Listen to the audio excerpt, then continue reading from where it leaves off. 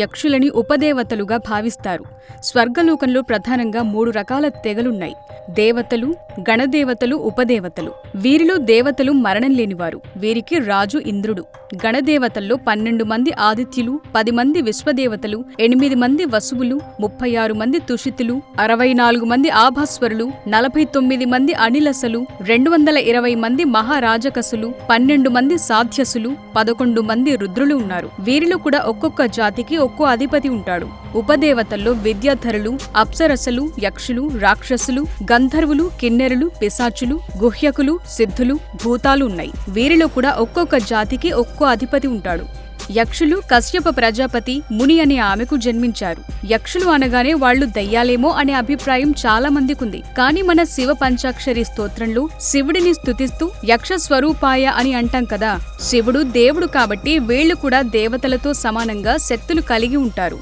ఈ యక్షుల నివాసం అధో లోకాల్లో ఒకటైన తలాతలం, అతలంలో పిశాచగణాలు, వితలంలో గుహ్యాకులు, సుతలంలో రాక్షసులు, రసాతలంలో భూతాలు, మహాతలంలో పితృదేవతలు, పాతాళంలో పన్నగులు అంటే సర్పజాతి ఉంటాయి.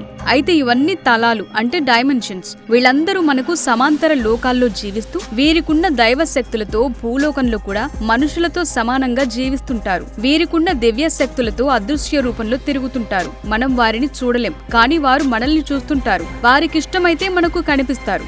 అలానే గోమాతలో సకల దేవతలు, దేవతా గణాలన్నీ ఉన్నాయి. అలా చూసుకుంటే వీరి నివాసం గోమాత యొక్క వామభాగం. వరాహ పురాణంలో ఒక్కో దేవతా గణానికి ఒక్కో పర్వతం నిలయంగా ఉంటుందని చెప్పబడింది. దాని ప్రకారం వీరి నివాస పర్వతం శతశృంగం. వీరిలో మగవారిని యక్షుడు అని, ఆడవారిని యక్షిణి అని అంటారు. వీరు సౌందర్యమైన శరీరాకృతిని కలిగి ఉంటారు. అలకా నగర పరిపాలకుడు కుబేరుడు యక్షులకి రాజు. వీరి పని గుప్త నిధులకి కాపలా కాయటం. అన్ని లోకాల్లో ఉన్న నిధులని రక్షించటం వీరి ప్రధాన కర్తవ్యం. వీళ్ల రాజు అయిన కుబేరుడు వీళ్ళందరినీ విభజించి ఒక్కో లోకానికి కొంతమందిని నియమిస్తాడు. నిధులని వీళ్లు సరిగా రక్షించలేకపోతే కుబేరుడు వీళ్ళని శిక్షిస్తాడు, కొంతమందిని శపిస్తాడు కూడా. ఇలా శాపాల బారిన పడిన యక్షులు మన పురాణాల్లో చాలా మంది కనిపిస్తారు. వీరిని ప్రసన్నం చేసుకోగలిగితే మనం కోరుకున్నది దక్కించుకోవచ్చని ఉద్దమరేశ్వర తంత్రంలో చెప్పబడింది. 36 యక్షుణులు, వారి మంత్రాలు మరియు ఆచార సూచనలతో సహా వర్ణించబడ్డాయి. ఇదే విధంగా యక్షులు మరియు యక్షుణుల జాబితా తంత్రరాజ తంత్రంలో ఇవ్వబడింది. ఇక్కడ వీరు కోరుకున్నదంతా ఇచ్చేవారు. వీళ్లలో యక్షుణులు అంటే ఆడవారు అత్యంత శక్తి కలవారు. వారిని మనం ఆవాహనం కూడా చేసుకోవచ్చు. మన మనుషుల్లోనే కొందరు గొప్పవారైన సాధకులు అనేక యక్షిణి సాధనాల్లో వారి సాక్షాత్కారం పొందిన వారి. అటువంటి సమయాల్లో వాళ్లు మనిషి శరీరంలోకి చెవి ద్వారా ప్రవేశిస్తారట. వీళ్లు సాధారణంగా మంచి చేస్తూ శాంతంగా ఉంటారు, కానీ కొద్ది మంది రౌద్రంగా ఉండి చెడు చేస్తారట. యక్షులు మంచి కళా పోషకులని అంటారు. మనకి బాగా తెలిసిన యక్షిణి తాటకి. సుకేతుడు అనే యక్షుడు పిల్లల కోసం తపస్సు చేసినప్పుడు నీకు 1000 ఏనుగుల బలమున్న కూతురు పుడుతుంది అని బ్రహ్మ వరం ఇవ్వగా తాటకి పుట్టింది. ఈమెను జజరుడను యక్షుని కుమారుడైన సుందుడికి ఇచ్చి పెళ్లి చేయగా వారికి మారీచుడు పుడతాడు.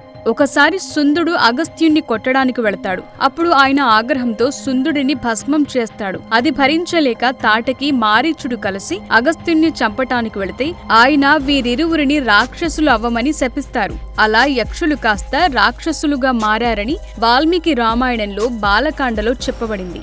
యక్షులు రాక్షసులను సోదర జాతిగా మన పురాణ ఇతిహాసాలు వర్ణించాయి. మనకి బాగా తెలిసిన కొంతమంది యక్షులు మణిగ్రీవుడు, నలకూబరుడు. వీరిద్దరిని మద్ది చెట్టులై పడమని ఒక ముని శపిస్తాడు. యశోదాదేవి కృష్ణుని రాయికి కట్టినప్పుడు ఆ మద్ది చెట్ల మధ్యలో నుంచి కృష్ణుడు రోలును పెట్టి లాగటం వలన వాళ్ళకి శాప విమోచనం జరుగుతుంది. యక్షులు దేవతా గణాలే అయినా కొంతమంది స్వార్థపరులకు ఉపయోగపడటం వల్ల, వీరు రాత్రిపూట ఎక్కువగా విహరించటం వల్ల వీరిని భూతాల్లా భావిస్తారు. కనీసం ఒక యక్షిణిని అయినా వశం చేసుకుంటే కామవంచలైన నెరవేరుతాయని తంత్ర సాధకులు భావిస్తారు. వీరు లైంగిక చాపల్య పరులే కాకుండా సూక్ష్మ రూపం ధరించగలిగి నీటి సరస్సులు, భూమి మీద ఉన్న నిధి నిక్షేపాలకు సంరక్షకులుగా ఉండి ప్రాణాలు తీయు కఠినులు కూడా. దైవిక శక్తులు కలిగి అవసరమైనప్పుడు వీరు రూపాలను కూడా మార్చుకోగలరు. ఇలా చాలా మంది యక్షులు జంతు రూపాలు ధరించి తమ కామ కోరికలు తీర్చటం మన పురాణాల్లో కనిపిస్తుంది. అలాగే కొంతమంది యక్షులు మానవ రూపం ధరించి మనుషులతో కూడా కామ కోరికలు తీర్చుకోవటం మన పురాణాల్లో చెప్పబడింది. మహాభారతంలోని అరణ్య పర్వంలో పాండవులు వనవాసంలో ఉన్నప్పుడు ధర్మరాజును పరీక్షించటానికి యమధర్మరాజు యక్షుని రూపంలో అడిగిన ప్రశ్నలే యక్ష ప్రశ్నలు. సో ఇది యక్షుల కథ.